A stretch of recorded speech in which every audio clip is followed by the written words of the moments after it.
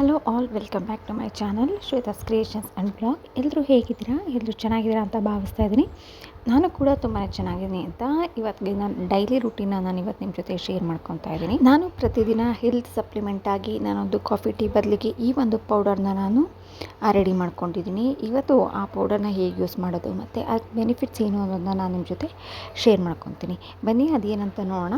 ಮೊದಲಿಗೆ ಯಾರೆಲ್ಲ ನನ್ನ ಚಾನಲ್ನ ನೋಡ್ತಾ ಇದ್ದಾರೋ ಅವರೆಲ್ಲರೂ ಕೂಡ ನನ್ನ ಚಾನಲ್ಗೆ ಸಬ್ಸ್ಕ್ರೈಬ್ ಮಾಡ್ಕೊಂಡು ನೋಡಿ. ಹಾಗೆ ನಿಮ್ಮ ಅನಿಸಿಕೆ ಅಭಿಪ್ರಾಯ ಏನೇ ಇದ್ರೂ ಕೂಡ ಹಾಗೆ ಲೈಕ್ ಶೇರ್ ಆ್ಯಂಡ್ ಕಮೆಂಟ್ ಮಾಡೋದನ್ನು ಮರಿಬೇಡಿ. ನಾನು ಇಲ್ಲಿ ಒಂದು ಗ್ಲಾಸ್ ಹಾಲು ತೊಗೊಂಡಿದ್ದೀನಿ. ಈ ಹಾಲನ್ನ ಕಾಯೋದಕ್ಕೆ ಅಂತ ಇಡ್ತಾ ಇದ್ದೀನಿ. ನೋಡಿ, ಇವಾಗ ಹಾಲು ಬಿಸಿ ಆದಮೇಲೆ ಇವಾಗ ನೋಡ್ತಾ ಇರ್ಬೋದು, ಹಾಲು ಇವಾಗ ಕಂಪ್ಲೀಟಾಗಿ ಬಿಸಿ ಆಗ್ತಾ ಇದೆ. ಸೊ ಈ ಬಿಸಿಯಾಗಿರೋ ಹಾಲಿಗೆ ನಾನು 1 ಸ್ಪೂನ್ನಷ್ಟು ನಾನು ಬೆಲ್ಲನ ಸೇರಿಸ್ಕೊತಾ ಇದ್ದೀನಿ. ಸೊ ಇದಕ್ಕೆ ಬಿಸಿ ಹಾಲನ್ನ ಸೇರಿಸ್ಕೊಂಡು ಇದಕ್ಕೆ 1 ಸ್ಪೂನಷ್ಟು ನಾನು ಮಾಡ್ಕೊಂಡಿರೋ ಹೆಲ್ತಿ ಡ್ರೈ ಫ್ರೂಟ್ಸ್ ಪೌಡರ್ನ ನಾನು ಇದರಲ್ಲಿ ಹಾಕ್ಕೊತಾ ಇದ್ದೀನಿ. ಸೊ ಇದನ್ನು ಈ ರೀತಿ ಒಂದು ಬಾಕ್ಸಲ್ಲಿ ನಾನು ಸ್ಟೋರ್ ಮಾಡಿ ಇಟ್ಕೊಂಡಿದ್ದೀನಿ. ಇದಕ್ಕೆ ನಾನು ಕೆಲವೊಂದು ತುಂಬಾ ಕಮ್ಮಿ ಇಂಗ್ರೀಡಿಯೆಂಟ್ನ ಯೂಸ್ ಮಾಡಿ ನಾನು ಇದನ್ನು ಮಾಡ್ಕೊಂಡಿದ್ದೀನಿ. ಸೊ ಮೊದಲನೇದಾಗಿ ನಾನು ಇದರಲ್ಲಿ ಮಖಾನ ತೊಗೊಂಡಿದ್ದೀನಿ. ಮಖಾನ ನಮಗೆ ಸ್ವಲ್ಪ ಕಾಸ್ಟ್ಲಿ ಅಂತ ಅನ್ನಿಸ್ಬೋದು, ಆದರೆ ಹೆಲ್ತ್ಗೆ ತುಂಬಾ ಬೆನಿಫಿಟ್ಸ್ ಇದೆ. ಸೊ ಹಾಗಾಗಿ ಇದನ್ನು ಯೂಸ್ ಮಾಡೋದ್ರಿಂದ ನಮಗೆ ಡೈಲಿ ಬೇಕಾಗಿರೋ ನ್ಯೂಟ್ರಿಷನ್ಸ್ ಅಲ್ಲದೆ ನಮಗೆ ಬೇಕಾಗಿರೋ ಕ್ಯಾಲ್ಶಿಯಂ ಕೂಡ ಹೇರಳವಾಗಿ ಸಿಗುತ್ತೆ ಅಂತ ಹೇಳ್ಬೋದು.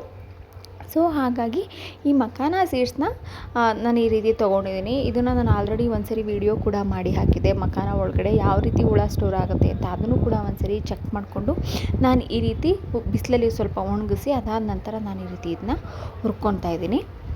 ಅದರಲ್ಲಿ ಏನೆಲ್ಲ ಬೆನಿಫಿಟ್ಸ್ ಇದೆ ಅನ್ನೋದು ಕೂಡ ನಾನು ಇದರಲ್ಲಿ ಹಾಕಿದ್ದೀನಿ. ಫೈಬರ್ ಆಗಿರ್ಬೋದು, ಕ್ಯಾಲ್ಶಿಯಂ ಆಗಿರ್ಬೋದು, ಕಾರ್ಬೋಹೈಡ್ರೇಟ್ ಹಾಗೆ ಪೊಟ್ಯಾಷಿಯಮ್, ಐರನ್ ಮತ್ತು ಫ್ಯಾಟ್ ಕಂಟೆಂಟ್ ತುಂಬಾ ಕಮ್ಮಿ ಇರುತ್ತೆ. ಮತ್ತು ಪ್ರೋಟೀನ್ ಎಷ್ಟಿದೆ, ಮೆಗ್ನೀಷಿಯಮ್ ಮತ್ತು ಪೊಟ್ಯಾಷಿಯಮ್ ಹಾಗೆ ಸೋಡಿಯಂ ಎಲ್ಲವೂ ಕೂಡ ದೇಹಕ್ಕೆ ಬೇಕಾಗಿರುವಂಥ ಒಂದು ಯೂಸ್ಫುಲ್ ಆಗಿರುವಂತಹ ಒಂದು ನ್ಯೂಟ್ರಿಷನ್ ಅಂತಲೇ ಹೇಳ್ಬೋದು.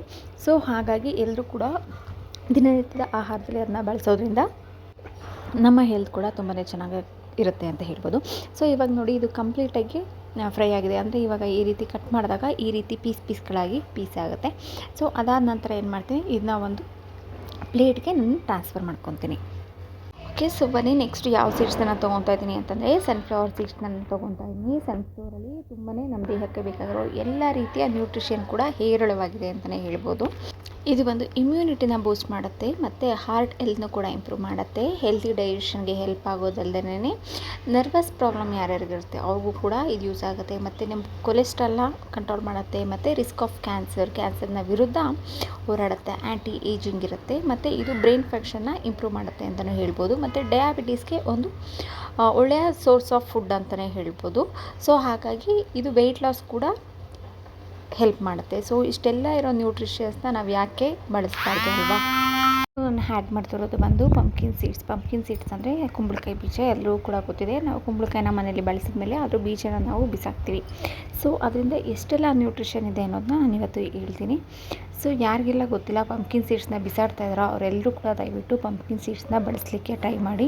ಇದರಲ್ಲಿ ತುಂಬಾ ಹೆಲ್ತ್ ಬೆನಿಫಿಟ್ಸ್ ಇದೆ ಅಂತಲೇ ಹೇಳ್ಬೋದು. ಅದು ನಮಗೆ ಕ್ಯಾನ್ಸರಿಂದ ಸೇಫ್ ಮಾಡೋದಲ್ಲದೇ ಇಮ್ಯುನಿಟಿ ಕೂಡ ಬೂಸ್ಟ್ ಮಾಡುತ್ತೆ ಮತ್ತು ನಿದ್ದೆಗೆ ತುಂಬಾ ಸಹಾಯ ಆಗುತ್ತೆ. ಯಾರೆಲ್ಲ ನಿದ್ದೆ ಮಾಡಲಿಕ್ಕೆ ಪ್ರಾಬ್ಲಮ್ ಇರುತ್ತಲ್ಲ ಅಂಥವ್ರು ಕೂಡ ಇದು ತುಂಬಾ ಹೆಲ್ಪ್ ಆಗುತ್ತೆ ಅಂತಲೇ ಹೇಳ್ಬೋದು.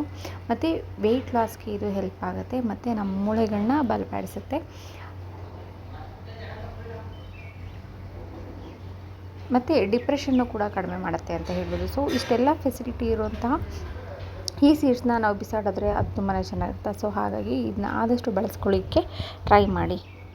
ನೆಕ್ಸ್ಟ್ ನಾನು ಇದರಲ್ಲಿ ಬಳಸ್ತಾ ಇರೋವಂಥ ಇಂಗ್ರೀಡಿಯೆಂಟ್ ಬಂದು ಎಲ್ಲರಿಗೂ ಕೂಡ ಗೊತ್ತಿರೋ ಹಾಗೆ ಸರ್ವೇ ಸಾಮಾನ್ಯವಾಗಿ ಎಲ್ಲರೂ ಕೂಡ ಮನೆಗಳಲ್ಲಿ ಬಳಸುವಂಥದ್ದೇ ಆಗಿರುತ್ತೆ. ಇದು ಎಳ್ಳನ್ನು ಬಳಸ್ತಾ ಇದ್ದೀನಿ. ನಾನು ಇದರಲ್ಲಿ ಬಿಳಿ ಎಳ್ಳನ್ನು ತೊಗೊತಾ ಇದ್ದೀನಿ. ಏಕೆ ಅಂತಂದರೆ ನೋಡಲಿಕ್ಕೂ ಕೂಡ ತುಂಬಾ ಚೆನ್ನಾಗಿರುತ್ತೆ ಮತ್ತು ಹೆಲ್ತ್ಗೆ ಒಳ್ಳೆಯದು. ಕಪ್ಪು ಎಳ್ಳು ಅಂತಂದರೆ ಅದು ಕಪ್ಪಾಗಿರೋದ್ರಿಂದ ಹಾಲಿನಲ್ಲಿ ಮಿಕ್ಸ್ ಮಾಡಲಿಕ್ಕೆ ಸ್ವಲ್ಪ ಅಷ್ಟು ಚೆನ್ನಾಗಿ ಅನಿಸೋದಿಲ್ಲ. ಸೊ ಹಾಗಾಗಿ ಬಿಳಿ ಎಳ್ಳನ್ನ ತೊಗೊಂಡು ಇದನ್ನ ಲೈಟಾಗಿ ಫ್ಲೇಮ್ ಇಟ್ಕೊಂಡು ನಾನು ಈ ರೀತಿ ರೋಸ್ಟ್ ಮಾಡ್ಕೊತಾ ಇದ್ದೀನಿ. ಆದರೆ ಇದನ್ನ ರೋಸ್ಟ್ ಮಾಡ್ಕೊಳ್ಳುವಾಗ ಸ್ವಲ್ಪ ನಿಧಾನಕ್ಕೆ ನೋಡಿ ರೋಸ್ಟ್ ಮಾಡ್ಕೊಳ್ಳಿ, ಇಲ್ಲ ಅಂತಾರೆ ಸೀದೋಗುವಂಥ ಚಾನ್ಸಸ್ ತುಂಬಾ ಇರುತ್ತೆ. ಇದು ಇನ್ನೇನು ಸ್ವಲ್ಪ ಫ್ರೈ ಆಗ್ತಾಯಿದೆ ಅನ್ನೋ ಥರ ಘಮ ಬರಲಿಕ್ಕೆ ಸ್ಟಾರ್ಟ್ ಆಗುತ್ತೆ. ಅದಾದ ನಂತರ ನೀವು ಇದನ್ನು ಆಫ್ ಮಾಡ್ಬೋದು.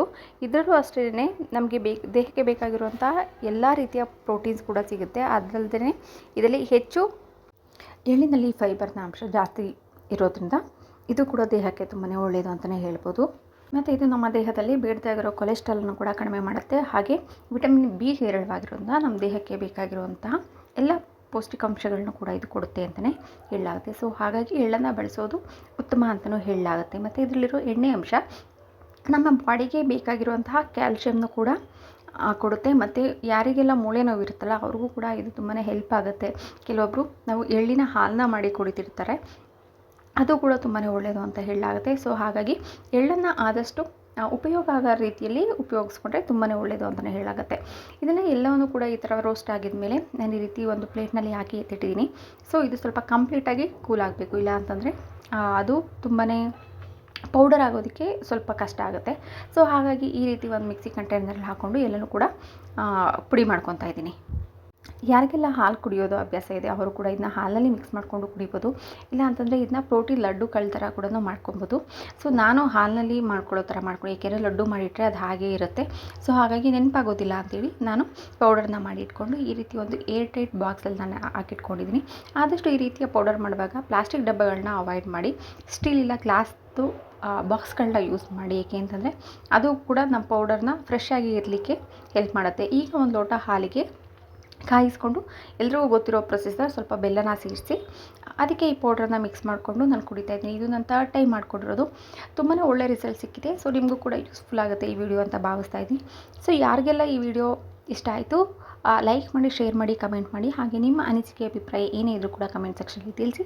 ಮತ್ತೊಮ್ಮೆ ಯಾರೆಲ್ಲ ನನ್ನ ಚಾನಲ್ ಹೊಸದಾಗಿ ನೋಡ್ತಾ ಇದ್ದಾರೆ ಅವರೆಲ್ಲರೂ ಕೂಡ ನನ್ನ ಚಾನಲ್ಗೆ ಸಬ್ಸ್ಕ್ರೈಬ್ ಮಾಡ್ಕೊಂಡು ನೋಡಿ. ಹಾಗೆ ನಿಮ್ಮ ಫ್ಯಾಮಿಲಿ ಆ್ಯಂಡ್ ಫ್ರೆಂಡ್ಸ್ಗೂ ಶೇರ್ ಮಾಡಿ ಅಂತ. ಮತ್ತೆ ಮುಂದಿನ ವೀಡಿಯೋದಲ್ಲಿ ಮತ್ತೆ ಇನ್ನೊಂದು ಕಂಟೆಂಟ್ ಜೊತೆ ಸಿಗ್ತೀನಿ ಅಂತೇಳಿ ಯಾರೆಲ್ಲ ನಂಗೆ ಸಪೋರ್ಟ್ ಮಾಡ್ತಾಯಿದ್ರು ಅವರೆಲ್ಲರೂ ಕೂಡ ಥ್ಯಾಂಕ್ ಯು ಸೋ ಮಚ್.